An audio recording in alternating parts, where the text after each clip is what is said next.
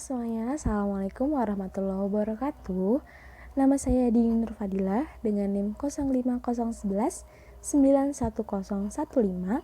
Saya dari Prodi Pendidikan Guru Sekolah Dasar semester 4, Fakultas Keguruan Ilmu Pendidikan Universitas Nahdlatul Ulama Cirebon.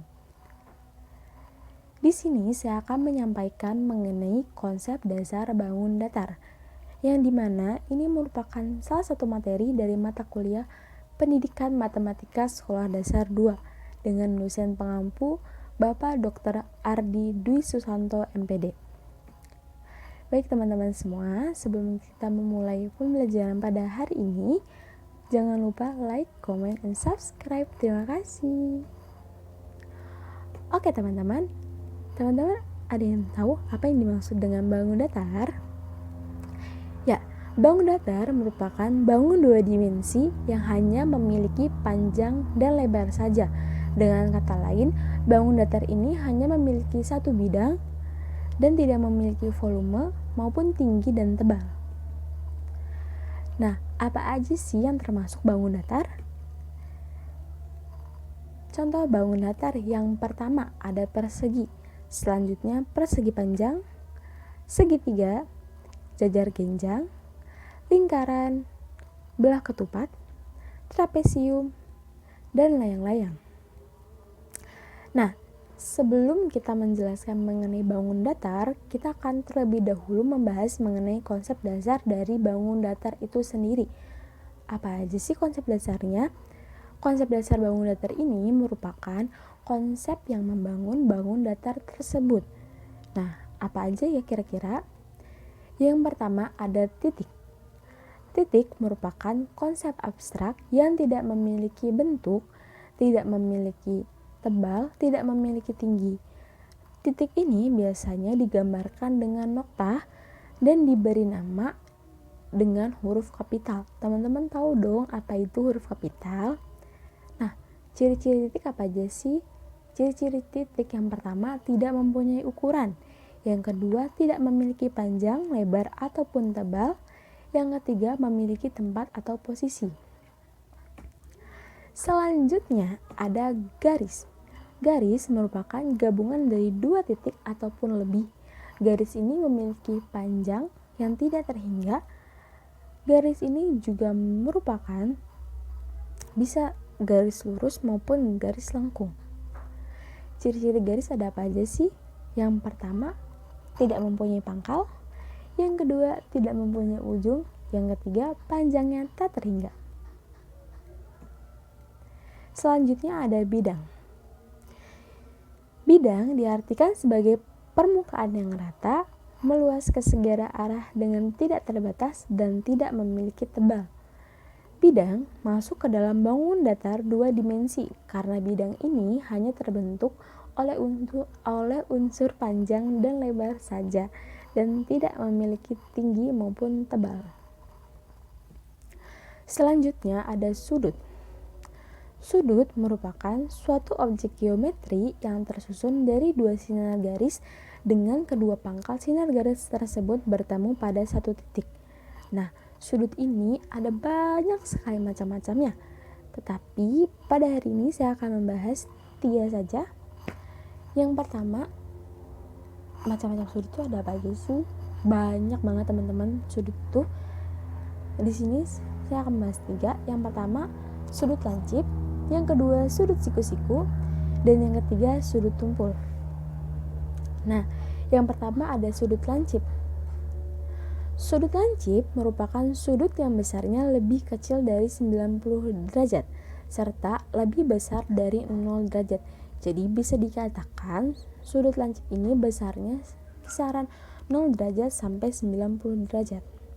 Nah, teman-teman, ini dia contoh dari sudut lancip. Ini contoh sudut lancip ya, teman-teman. Selanjutnya ada sudut siku-siku. Sudut siku-siku merupakan sudut yang besarnya pas 90 derajat. Apa aja sih contohnya? Nah, ini dia teman-teman contoh dari sudut siku-siku. Selanjutnya ada sudut tumpul. Oke. Sudut tumpul merupakan sudut yang besarnya lebih kecil dari 180 derajat serta lebih besar dari 90 derajat. Nah, ini dia teman-teman contoh dari sudut tumpul. Oke, sekarang kita akan membahas mengenai bangun datar. Yang pertama ada persegi. Teman-teman tahu nggak sih apa itu persegi? Ya, benar sekali. Persegi merupakan bangun datar yang terbentuk dari 4 buah sisi yang sama panjang dan 4 sudut yang sama besar. Nah, teman-teman, persegi ini memiliki beberapa sifat. Yang pertama, persegi ini terdiri dari 4 sisi. 1, 2, 3, dan 4. Persegi ini memiliki sisi-sisi yang sama panjang dan saling berhadapan. Bisa dilihat teman-teman, ini berhadapan sama yang ini, dan yang ini berhadapan sama yang ini. Oke, untuk bangun datar sendiri itu bisa mencari luas dan kelilingnya saja, karena bangun datar tidak memiliki volume, jadi tidak bisa dicari volumenya. Nah, untuk menghitung luas dari persegi cukup mudah teman-teman. Rumusnya yaitu sisi kali sisi.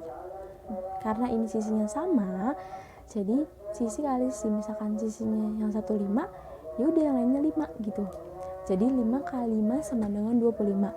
Dan untuk mencari dari keliling persegi itu sendiri bisa digunakan rumus 4 kali sisi, yaitu 4 dikali sisi. Berarti misalkan sisinya itu 5 cm, berarti 4 dikali 5 cm, yaitu 20 cm kelilingnya. Selanjutnya ada persegi panjang. Persegi panjang merupakan bangun datar yang memiliki sisi berhadapan sama panjang dan memiliki 4 titik sudut. Nah, titik sudutnya yang pertama 1, 2, 3, dan 4. Sama halnya seperti persegi panjang juga bisa dicari luas dan kelilingnya dengan rumus. Untuk luasnya bisa dicari dengan panjang dikali lebar. Panjang dikali lebar. Misalkan panjangnya itu 4 cm dan lebarnya itu 3 cm, berarti tinggal 4 dikali 3 sama dengan 12 cm, itu luasnya. Untuk mencari kelilingnya cukup mudah teman-teman, yaitu 2 dikali panjang ditambah lebar. Nah, 2 dikali panjang ke lebar. Panjangnya tadi berapa? 4 cm kan? Berarti 4 ditambah 3, 7 dikali 2, 14 cm. Selanjutnya ada segitiga. Segitiga merupakan bangun datar yang dibentuk oleh 3 sisi berupa garis lurus dan memiliki 3 titik sudut. Selain memiliki 3 sisi dan 3 sudut, segitiga ini memiliki besar sudut 180 derajat. Nah, segitiga ini banyak sekali macamnya teman-teman. Ada segitiga sembarang, segitiga siku-siku, dan lain sebagainya. Nah, untuk mencari luas dan kelilingnya, teman-teman bisa menggunakan rumus setengah kali alas kali tinggi. Nah, alasnya yang mana sih Kak? Nih, ini yang namanya alas dan ini yang namanya tinggi. Dari puncak segitiga sampai ke alas segitiga itu dinamakan tinggi. Oke, untuk mencari kelilingnya bisa dengan rumus 3 kali sisi atau sisi tambah sisi tambah sisi. Selanjutnya ada jajar genjang. Jajar genjang atau jajaran genjang adalah bangun datar 2 dimensi yang dibentuk oleh 2 pasang rusuk yang masing-masing sama panjang dan sejajar dengan pasangannya, dan memiliki 2 pasang sudut yang besarnya sama dengan sudut yang berhadapannya. Oke. Untuk menentukan luas dari jajar genjang itu bisa dengan rumus alas dikali tinggi. Nah, alasnya ini teman-teman, dan tingginya itu dari sini ke sini. Untuk kelilingnya bisa dicari dengan rumus 2 kali alas ditambah 2 kali sisi miring. Selanjutnya ada lingkaran.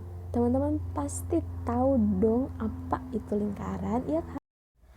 Oke teman-teman, selanjutnya ada lingkaran ya.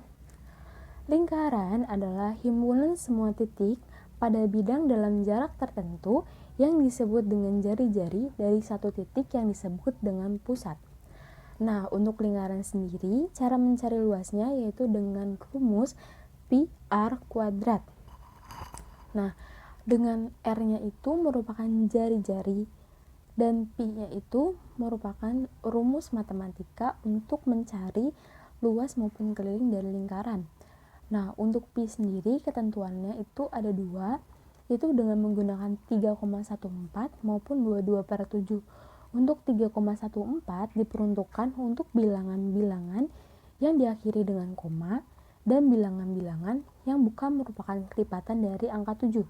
Untuk Pi 22/7 sendiri itu bisa digunakan untuk jari-jari yang kelipatan dari 7. Dan untuk mencari kelilingnya dengan menggunakan rumus 2 pi r aja. Selanjutnya ada belah ketupat. Belah ketupat adalah bangun datar dua dimensi yang dibentuk oleh 4 rusuk yang sama panjang dan memiliki 2 pasang sudut yang masing-masing sama dengan besar sudut di hadapannya. Nah, untuk belah ketupat sendiri itu rumus luasnya setengah kali diagonal 1 dikali diagonal 2 dan kelilingnya 4 dikali sisi. Selanjutnya ada trapesium.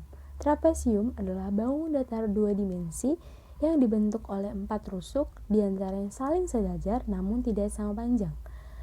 Nah, ini untuk mencari rumus trapesium dan ini untuk mencari kelilingnya. Selanjutnya adalah layang-layang. Layang-layang adalah bangun datar dua dimensi yang dibentuk oleh 2 pasang rusuk yang masing-masing sama panjang dan saling membentuk sudut. Sama seperti belah ketupat, rumus untuk mencari luas layang-layang yaitu setengah kali diagonal 1 kali diagonal 2. Nah, ini yang dimaksud dengan diagonal 1 dan ini yang dimaksud dengan diagonal 2. Untuk mencari kelilingnya, teman-teman bisa menggunakan rumus 2 kali A tambah C. Baik teman-teman semua, sekian materi dari saya, semoga bermanfaat ya. Tetap jaga kesehatan, patuhi protokol kesehatan, jangan lupa cuci tangan, dan jangan lupa pakai masker.